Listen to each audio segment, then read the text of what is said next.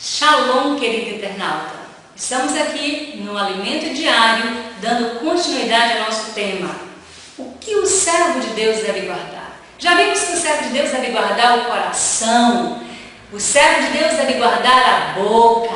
E hoje, no mesmo capítulo 4 de Provérbios, no verso 20, diz assim: meu filho, escute o que ele digo, preste atenção às minhas palavras.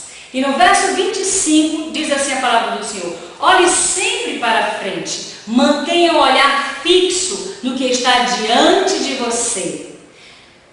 E aí nós vemos que a palavra de Deus manda a gente guardar os nossos olhos. E o Espírito de Deus essa manhã faz uma pergunta para você: para onde você tem olhado? Os olhos é a fonte da imagem. Os desejos vêm mediante a imagem que nós temos. O primeiro olhar, muitas vezes, pode não ser evitado.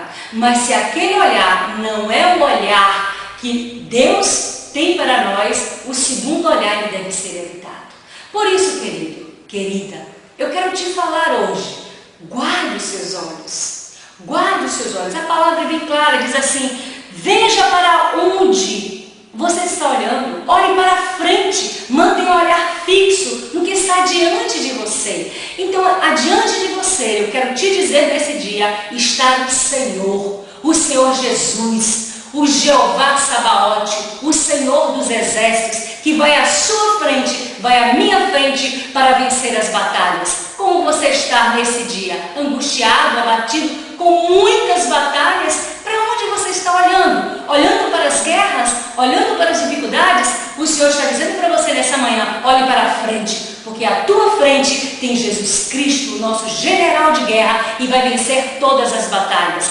Faça como o salmista, eleve os seus olhos para o monte, eleve os seus olhos para o alto, fixe os seus olhos no Senhor. Que você tenha um dia de vitória, um dia de bênção. Deus te abençoe, um beijo no coração e graça e paz.